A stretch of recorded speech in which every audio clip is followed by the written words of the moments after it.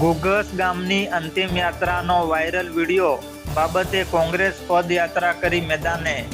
ફતેપુરા કોંગ્રેસ સમિતિ કાર્યકારી પ્રમુખ સુભાષભાઈના નેતૃત્વમાં કોંગ્રેસ દ્વારા પદયાત્રા કરી ગ્રામ પંચાયત તલાટી કમ મંત્રીને આવેદનપત્ર આપી રજૂઆત કરી.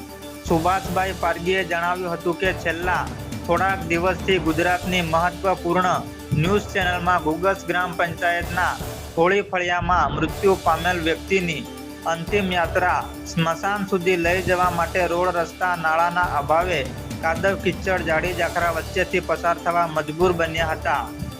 ગ્રામ પંચાયત ઘુઘસમાં રોડ રસ્તા નાળાના વિકાસના કામો 1 મહિના બાદ વરસાદ સિઝન પૂર્ણ થતાં તાત્કાલિક પૂર્ણ કરવા રજૂઆત કરાઈ.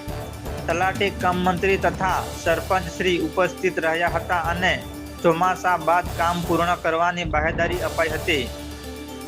જયેશ સંગાડાએ જણાવ્યું હતું કે આવનાર 1 મહિના બાદ વરસાદની સિઝન પૂર્ણ થયા બાદ કામગીરી કરવામાં નહીં આવે તો ફતેપુરા તાલુકા કોંગ્રેસ સમિતિ દ્વારા ગ્રામજનો સાથે ગ્રામ પંચાયત કચેરી બહાર ધરણા પ્રદર્શન કરવાની ચીમકી ઉચ્ચારી હતી. થોડા સમય પહેલાં જે રીતે ફતેપુરા તાલુકાના ઘુઘસ ગ્રામ પંચાયતની અંદર રોડ રસ્તાના અભાવે એક સ્મશાન યાત્રા બિલકુલ કાચા જાડી ઝાખરાવાળા રસ્તાની અંદરથી પસાર થઈ રહી તેવો વિડીયો વાયરલ થયો હતો.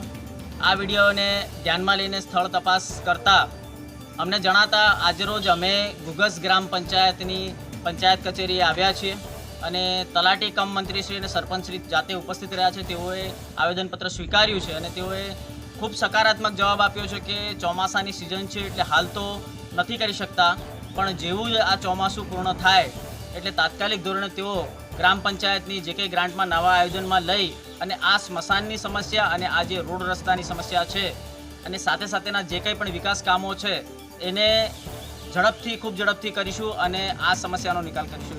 અમને આજે બાહેધરી આપીશું. આપનું નામ? જય શ્રી